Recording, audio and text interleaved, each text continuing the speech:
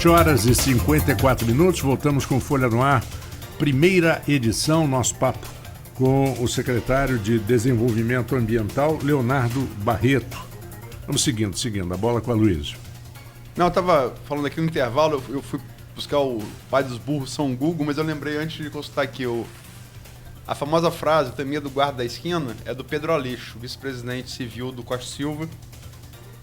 E é bom a gente lembrar também do Pedro Aleixo, que a frase é muito boa, serve para o guarda da esquina, serve para o fiscal do IBAMA, como o Leonardo está falando aqui. E tem gente que questiona se o Brasil teve uma ditadura ou não teve. O Pedro Aleixo é a maior prova do que a gente viveu aqui, porque ele era vice-presidente do Costa Silva. O Costa Silva teve um derrame e ele não assumiu. Quem assumiu foi uma junta militar, né? Desastrosa, né? Um brigadeiro, estava lembrando aqui do Jorge Dória. Jorge Dória, né? A história é até boa, pode contar depois. Um brigadeiro, não vou lembrar o nome deles agora, um almirante, um general. Eu me lembro que era o Rademacher. Bom, isso a gente pode consultar aqui no São Google. Já. Pai dos burros. Mas e depois assumiu o Médici. Mas assim, a maior prova de que a gente vivia numa ditadura é que o vice não assumiu. Se fosse um regime legítimo, né, teria que assumir o vice. Ele não assumiu, né? Mas enfim, a gente está falando aqui, você estava falando do exemplo do Ceará, aqui também que tem um coronel, né? É um coronel que ele assumiu a pasta agora de superintendente do IBAMA e ele por incrível que pareça, é dono de uma fazenda madeireira. Então pode ser que ele seja a pessoa mais correta do mundo, mas é uma atividade econômica que ele exerce que não está, né, indo de encontro com o que ele vai exercer no IBAMA, né? Que é de fato fazer o controle mais rígido. Uma dessas práticas que é o que ele desenvolve economicamente na vida dele, pessoal. Seria o famoso cabrito tomando conta de horta? Entendeu? Então é questionável, né, vamos dizer assim. E até pegando o gancho da último bloco, quando fala, a Amazônia sempre teve desmatamento, sempre teve queimada. Sim, concordo. Mas só que nunca com essa intensidade. E nunca com a aval do presidente da República. O próprio INPE, né, que foi até desacreditado pelo próprio presidente, eu li uma matéria que só em janeiro de 2019 teve um crescimento de 54% de desmatamento na Amazônia. E é importante frisar que quando ocorre uma queimada, o desmatamento já aconteceu. Né? As madeiras já foram retiradas, já foram completamente transportadas para suas origens, e a queimada ela simplesmente acontece posterior a um desmatamento e para aquecimento agropecuário, entendeu?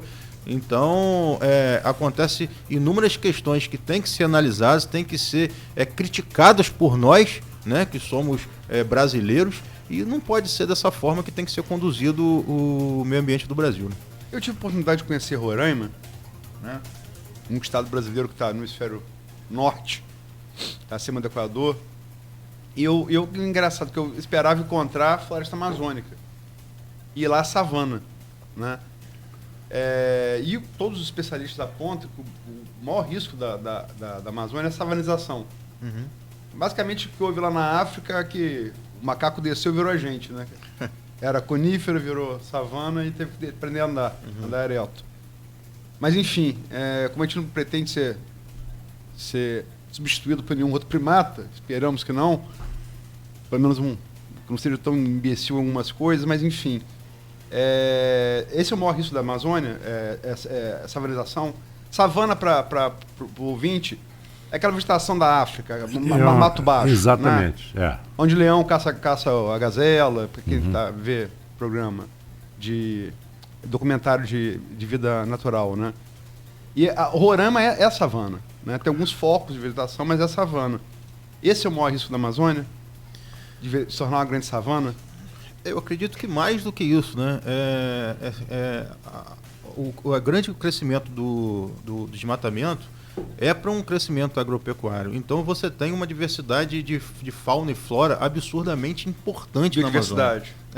Uma biodiversidade importante demais. E você tem, e se você levar em consideração que se for explorado como de fato tem que ser explorado, essa questão da biodiversidade da Amazônia... O açaí é um belo exemplo. Então, você tem até um retorno financeiro e econômico igual ou maior ao agropecuário, entendeu?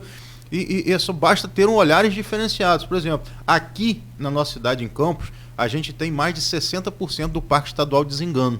É só fazendo uma correlação. Vem pessoas da Europa, Estados Unidos e do próprio Brasil para irem no interior do Zingano, fazerem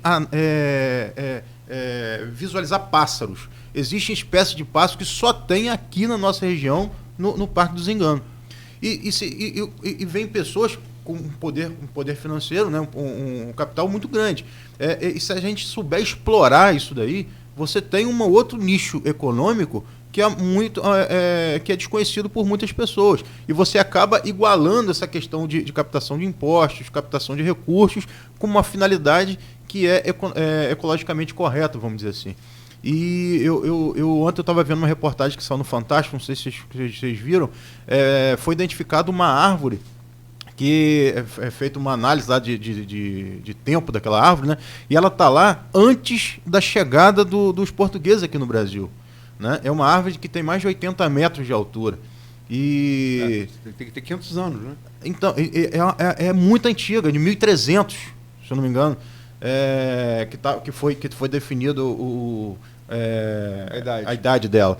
Então, isso é um patrimônio ecológico que é insubstituível, entendeu? Então, a Amazônia é mais do que uma área. É um patrimônio ecológico, tanto de fauna, de flora, que é insubstituível. Não existe aquelas espécies que ali são encontradas em nenhuma parte do mundo, entendeu? Então isso tem que ser explorado, até mais que essa expansão, aquela diferença. A expansão econômica não tem nada a ver com restrição ambiental. Ela tem que seguir junto, ela tem que ter um crescimento conjunto, para que você tenha sim um crescimento econômico, sendo analisado amplas as partes, né, dos ambientes que ali são encontrados, para que você possa ter aquele crescimento de vários segmentos, mas tendo um respeito ambiental, né, um crescimento sustentável, que a gente diz.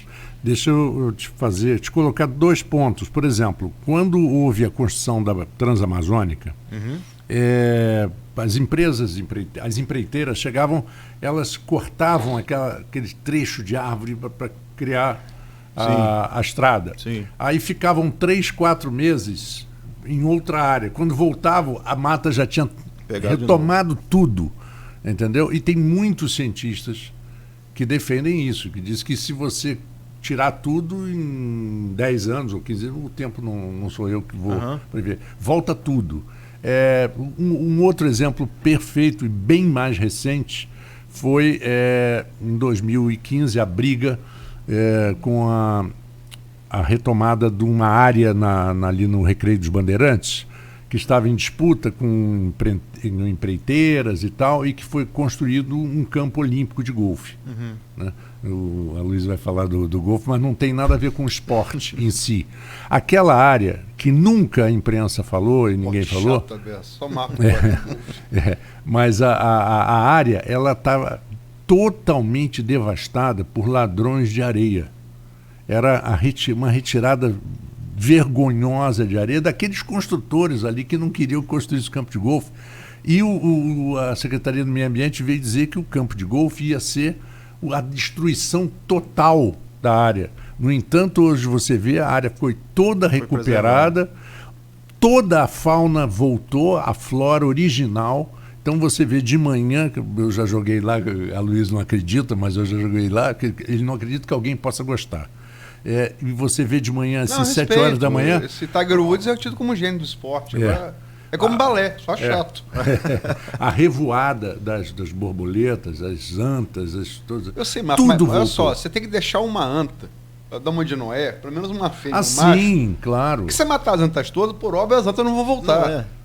Mas pois é, quando mas eu falo do risco da savanização, os especialistas apontam que se continuar como está, até 2030, é irreversível. Justamente o que você está falando, a capacidade de você... Da própria natureza se recompor, ela se perde. Ela tem um limite. Entendeu? A Mata Atlântica só pode voltar se você tiver Mata Atlântica, um nicho pequeno. Exatamente. Porque ela tem um limite de recomposição. Pô, eu citei, nós somos exemplo disso. Nós somos uma espécie africana que se desenvolveu porque era conífera e virou savana. E é savana até hoje. A África, quer dizer, não voltou a ser conífera, é a savana. A gente tem perto da gente aqui a Floresta da Tijuca, né? A Floresta da Tijuca ela foi reflorestada.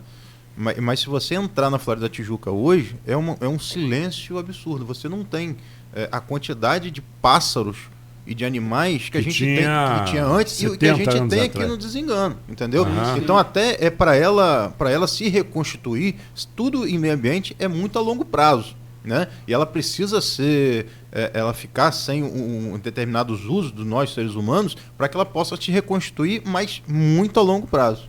Fazer aqui alguns registros, participação aqui na página da Folha FM no Facebook, onde convido os ouvintes a se manifestarem. Temos aqui o Wilson Duarte, acho que ele trabalha contigo, Trabalha. Né? Está falando aqui, bom dia, Sandra. Para agendar retiradas das mudas de peixe, favor entrar em contato com o setor de arborização 9816-89588. Deve ter tido algum questionamento aí na página. Eu não vi. Essa Sandra eu não vi. Ele está respondendo alguém, mas eu não vi aqui. E também o professor Carlão está se manifestando aqui também. A gente vai entrevistar ele na quinta-feira, como a gente anunciou aqui no primeiro bloco. Falando em relação à questão do ambiental, vou ler o que ele falou. Não é só isso. O presidente da República, né, mostra desconhecimento quando diz que no país temos uma indústria de multas ambientais. Na realidade, no país não se paga mais de 5% das autuações. E anuncia que hoje, às 17 horas, no auditório 1, teremos o professor Dr. Luiz Aragão, chefe de divisão do sensoriamento remoto do INPE. Né? O título da palestra é monitoramento por satélites, mudanças ambientais e o desenvolvimento sustentável do Brasil. Hoje, às 17 horas. Bacana. Tá anunciando aqui. Ele rola essa bola para você aí, quer dizer, como é que é essa questão da indústria das multas? Se existe de fato? Como é que é isso? Em Campos, como é que é, por exemplo? Então, hoje a gente tem uma fiscalização municipal muito ativa. A gente multa desde concessionárias à população em si. Só para você ter uma noção, a gente tem uma equipe que trabalha só com gestão de resíduos, né, que é fiscalização de resíduos. Ano passado, no segundo semestre, a gente fechou 1.100 autuações. Né? Essas autuações não quer dizer que elas vão ser todas convertidas em multa. Algumas, a gente dá um prazo de 72 horas para que seja resolvido o problema, e se de fato não for resolvido, a gente reverte essa notificação em autuação mesmo, em multa. Mas essa equipe ela teve porque eu considero a fiscalização como um instrumento de educação forçada, né? Que você acaba mostrando para o munícipe o que ele pode e o que ele não pode fazer, e faz com que ele seja cobrado por isso se ele insistir no erro. A gente teve uma redução nessas aplicações de quase 70%, isso é bacana, depois do início da atividade dessa equipe de gestão de resíduos. Mas isso que o Carlão falou é de fato verdadeiro. Todas as multas que a gente dá, uma percentual muito pequeno, elas são pagas. Ele fala 5%.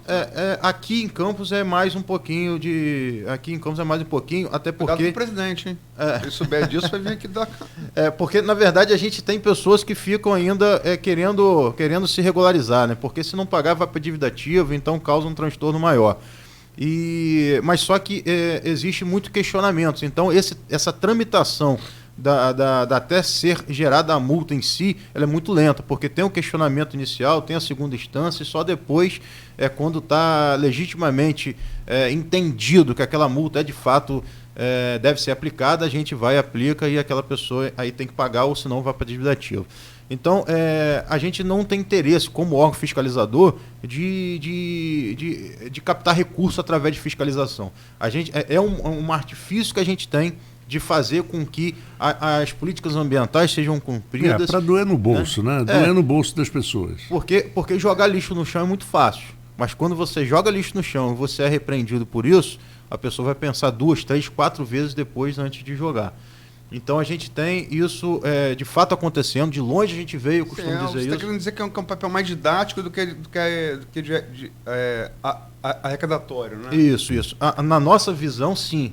Mas eu acho também que é uma visão geral em relação a isso. É claro que existem órgãos que fogem da normalidade, como todos os setores hoje nacionais e municipais.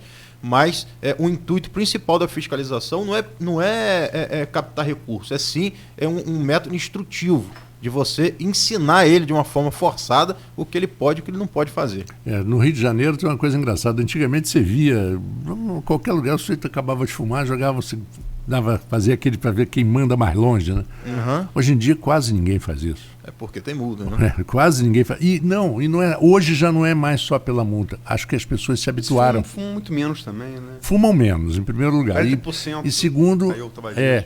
e caiu muito. E acima de... Quero largar. Mas você fuma pouco. Tem gente que fuma ainda 3 maços por dia. Mas aí, pô, candidato a carcinoma broncoviolar, né? Bom, então você vê isso também. E outra coisa também interessante é o seguinte, as multas de trânsito. Só para fazer um paralelo. Uhum. Por exemplo, São Paulo é uma loucura. Você é multado mesmo. E tem mais. Não adianta recorrer. Não adianta recorrer. O órgão que você tem que recorrer, eles negam todas. Já são orientados para negar. Mesmo que você tenha razão, negam. Já vi casos de carros clonados. O cara pagou a multa. Depois você se vira, mas entendeu? Agora, o habitante da cidade, ele tem a tendência de dizer que a multa é legal, até o momento que ele é multado. No momento que ele é multado, ele diz que a indústria da multa. É aquela questão Ele não gosta. A gente via muito aqui na cidade, eu via muito, quando eu era criança principalmente, de você pegar uma latinha, jogar pela janela do carro, saquinho. Ainda acontece, mas é muito menos. Né? A conscientização por parte da mídia, por parte da população em si, ela já está tendo essa conscientização para si. Então joga no chão do carro ali, deixa ali acumulado, mas não joga. Mas hoje ainda vê. E aquilo me deixa doente, que você vê. Eu morro de raiva. É uma falta de responsabilidade, eu acho, de educação mesmo. Falta de educação. Que é absurdo. É porquice, né, cara? Não é. Vamos falar, aquela questão, não, eu tenho que sujar para pagar, para ter o salário pago do gari, né? Para ter a função gari. E na verdade não é isso, né? Como eu sempre falo, né? A cidade mais limpa não é aquela que limpa mais, é aquela que suja menos. Exatamente. Né? Então Exatamente. Isso é uma consciência. Marco morou muito tempo nos Estados Unidos, volta e meia os exemplos dos Estados Unidos. É engraçado, você falou que quando era jovem, via umas coisas. Eu fui aos Estados Unidos uma vez só na vida, em 87, eu tinha 15 anos. Nunca mais voltei. E anos 80, estou falando dos anos 80, como você falou, os hábitos eram diferentes. Eu fui estava no Epcot Center, em Orlando, e aí pedi um picolé. O calor, o julho lá muito quente, muito quente. De julho. Eu brasileiro. Papel no chão. Primeiro cara que passou, e era um cidadão normal, estava com uma filhinha no colo, mas me deu um esporro. Que eu nunca mais esqueci. Eu peguei o papel, pedi desculpa, né? E joguei na lata do lixo. Uhum. Eu nunca mais esqueci isso. Uhum. Você vê que isso tem um valor. Eu nunca mais joguei. É uma lição, né? É uma lição de moral. E quando né? você aprende assim, é um aprendizado profundo, um aprendizado que fica. Que marcou, né? Que marca. Marcou. E você passa essa informação para os filhos. Tapa na cara, moral, né? Exato. Outro dia você falou da latinha, outro dia vi aqui em Campos, achei lindo. Um carro parou assim no farol, não foi no farol, estava um trânsito meio parado, perto de um ponto de ônibus, e uma pessoa do carro jogou um papel, alguma coisa para fora. A pessoa que estava no ponto de ônibus pegou, foi na janela e jogou dentro do carro. Eu falei, vai dar briga. Não deu, não. Foi embora. Seu porco, desgraçado. E xingou a pessoa do carro. Entendeu? Então é uma atitude, às vezes, que você vê meio radical. É uma coisa realmente, hoje em dia, encarada como ofensiva, né?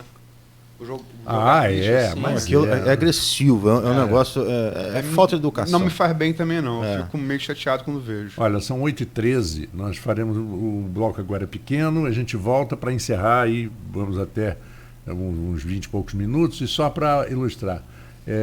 Almirante Augusto Rademacher General Aurélio Lira Tavares. E o brigadeiro que o Jorge Brigadeiro Dória comeu. Márcio de Souza Mello. O Jorge Dória comeu, né? O Jorge Dória entrou numa peça de teatro, no Teatro Maison de France, ali no centro, e tinham sido convidados o pessoal da aeronáutica para assistir, alguns brigadeiros. Ele entrou com a bandejinha assim de doce, aí pegou um e falou assim, agora vou comer um brigadeiro. Comeu, saiu preso.